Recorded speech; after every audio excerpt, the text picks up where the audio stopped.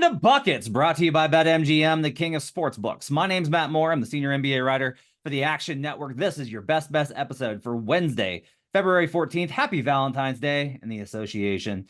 Everything we talk about today can be found in the award-winning Action Network app. You can find all sorts of cool stuff in there. I'm going to have an article up on the latest ESPN straw poll and the implications for the MVP markets. I'll also have a piece in there about the Los Angeles Lakers and the recent conversations about them potentially looking to trade for Trae Young, and a question of whether or not the Lakers are quiet quitting on LeBron James. So check that out in the app.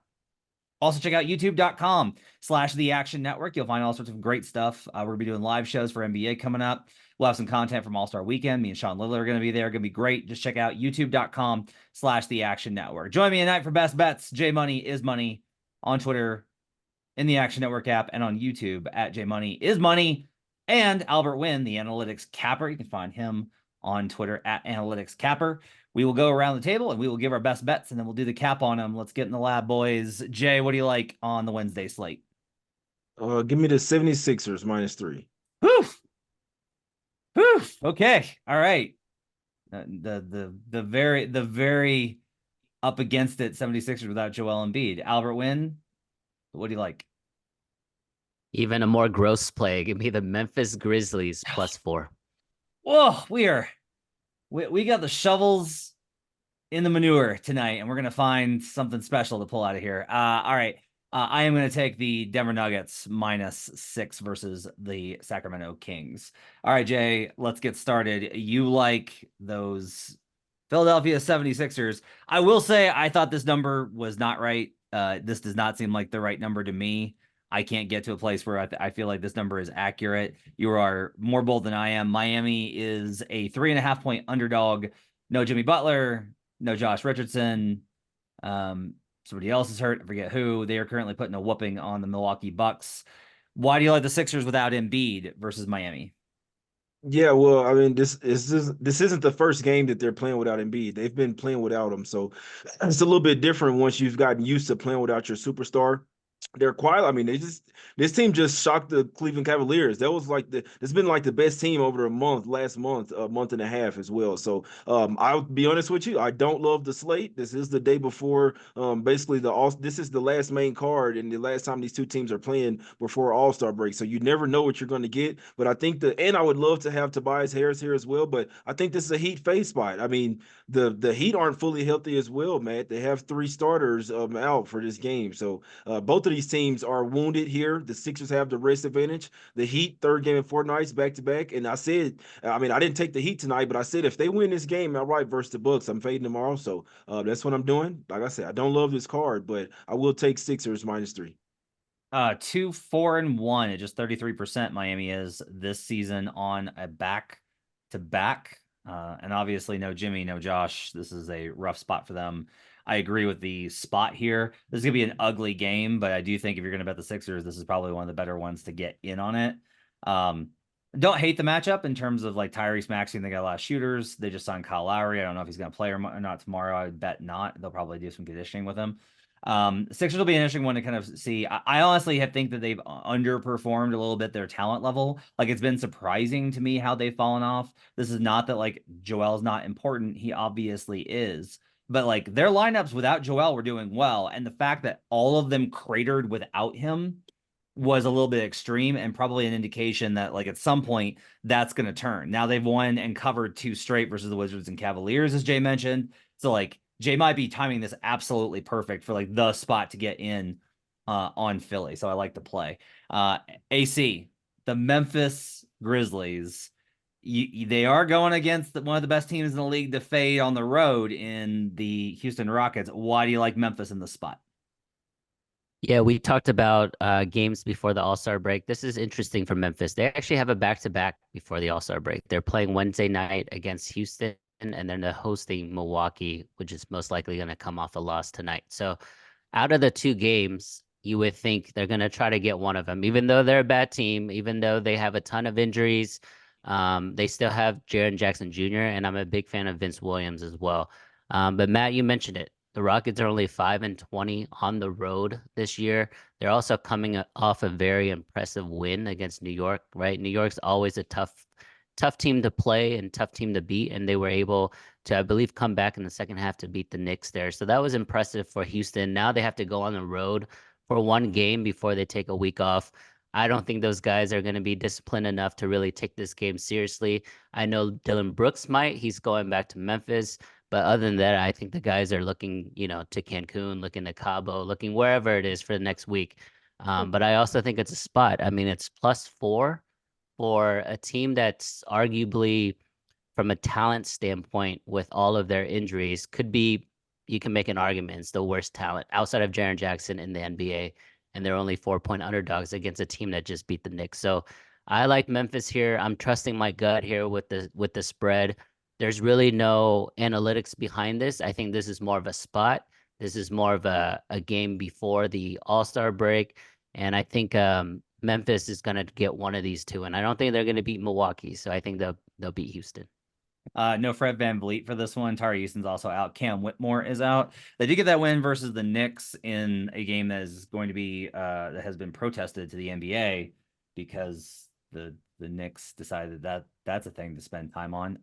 By the way, my hope for that outcome is for them to grant the restart. That there's going to be like 1.4 seconds left for them to fly New York to Houston, for them to do they'll have to do a tip, right? Because it was a shot, and then it shouldn't have been called a foul.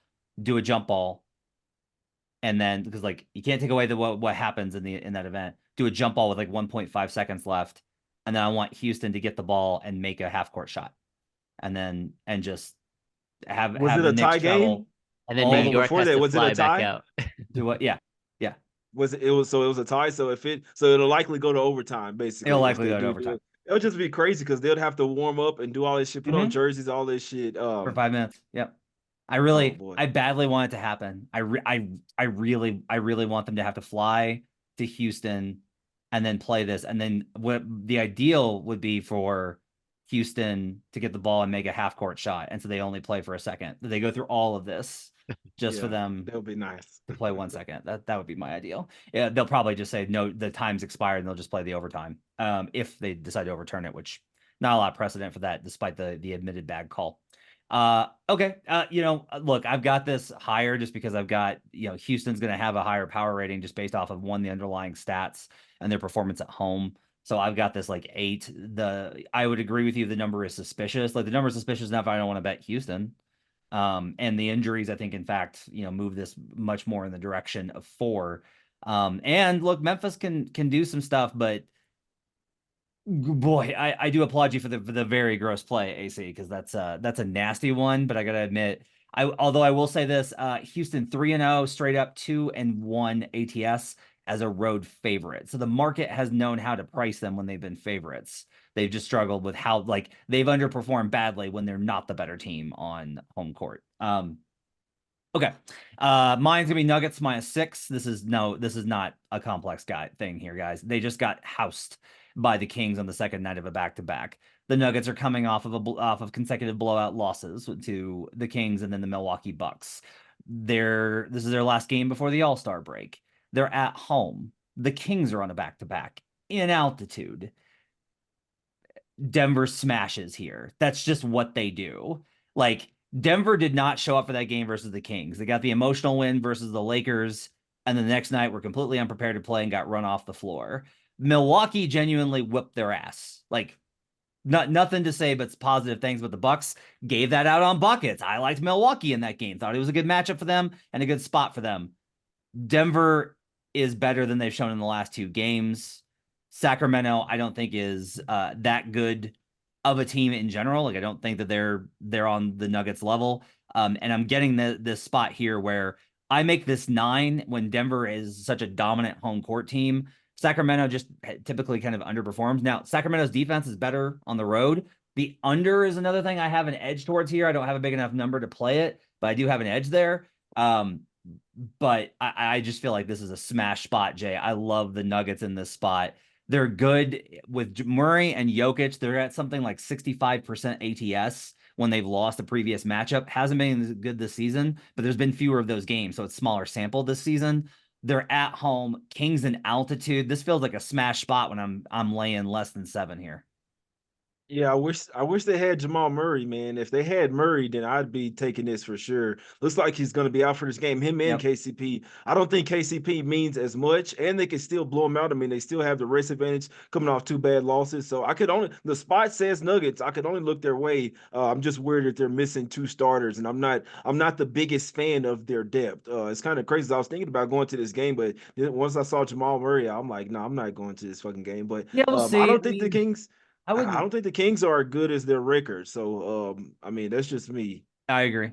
Malone did kind of indicate they're going to be pretty cautious with both KCP. They have to be like, I'll just tell you, KCP's not going to play. Like, period, end dot. He's not going to play because he had hamstring tightness and had to leave the game. They can't risk it. They pull him back out there, he could pop it, and that's 3-4 weeks.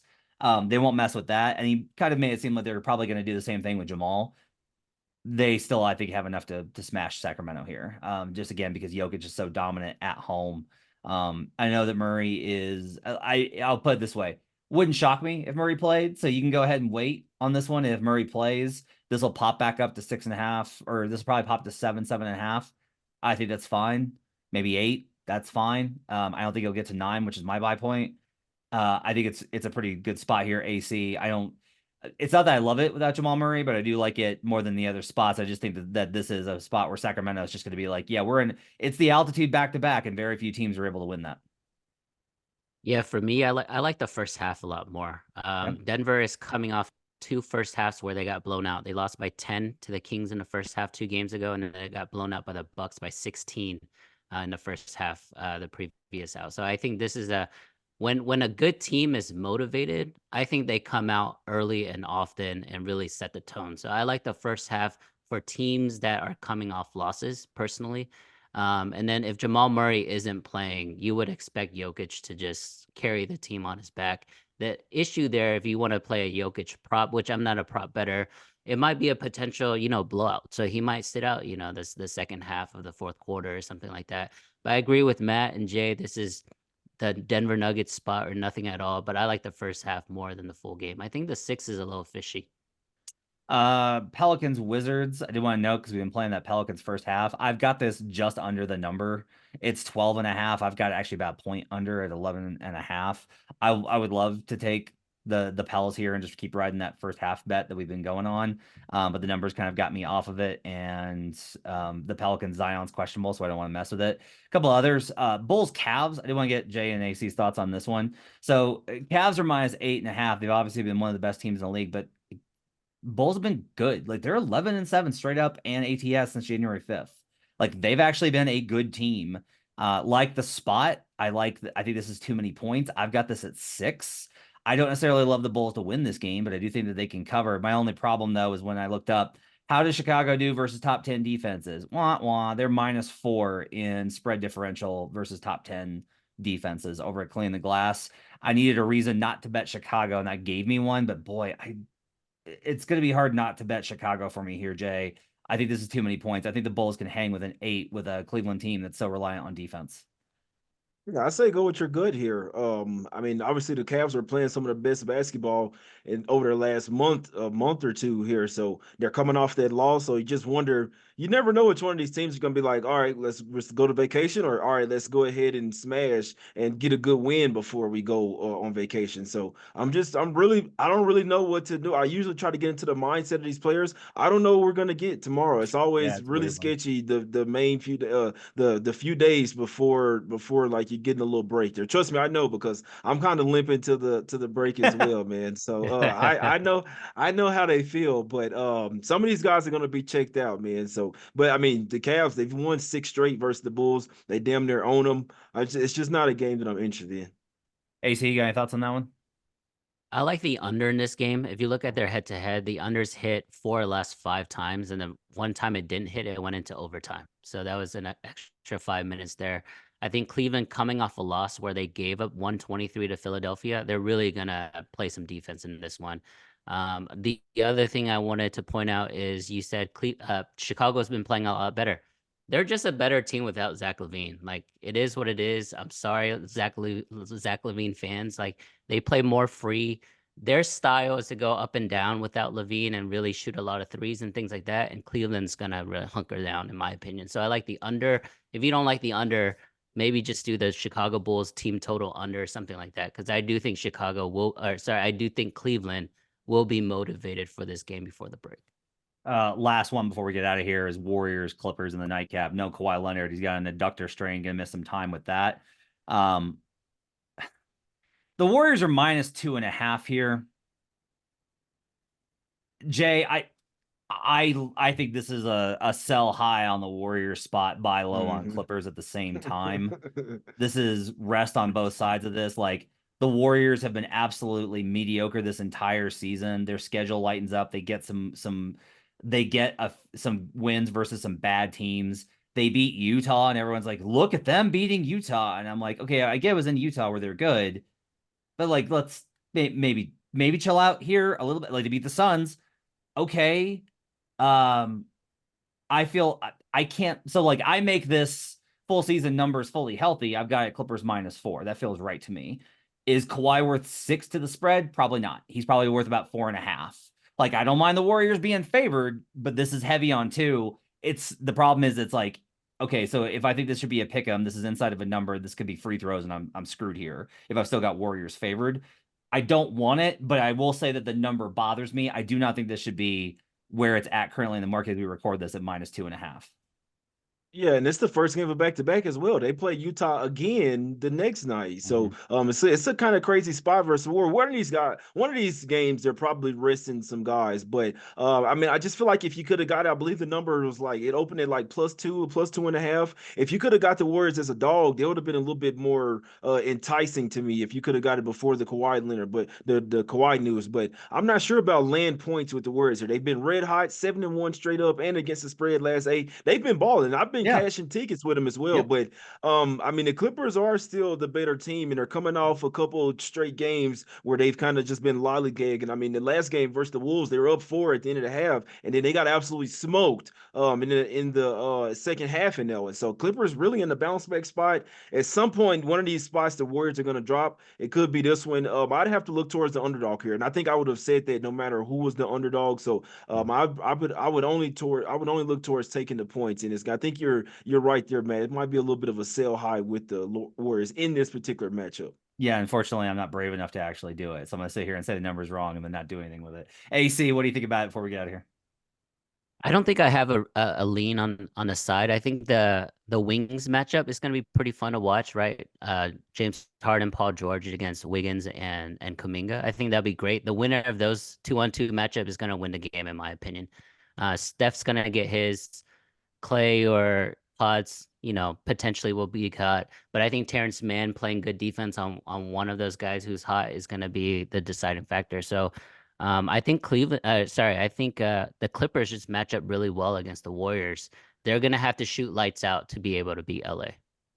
It's going to do it for Buckets. Thanks for joining us. My thanks to our producers for getting this up on podcast, as well as our video producers getting it up on youtube.com/The Action Network. We'll see you again tomorrow for Best Bets for Thursday. On Friday, we will have a special All-Star Weekend edition Best Bets from a bunch of the crew, getting those guys lined up right now. So be on the lookout for that. On Monday, we'll be on both the Action Network podcast, and we'll have a special Buckets episode looking at futures plays to get you through those dead days next week without games. My thanks to Jay Money and Albert Wynn, the analytics capper, for joining me. We'll see you guys again next time. Till then, let's get buckets.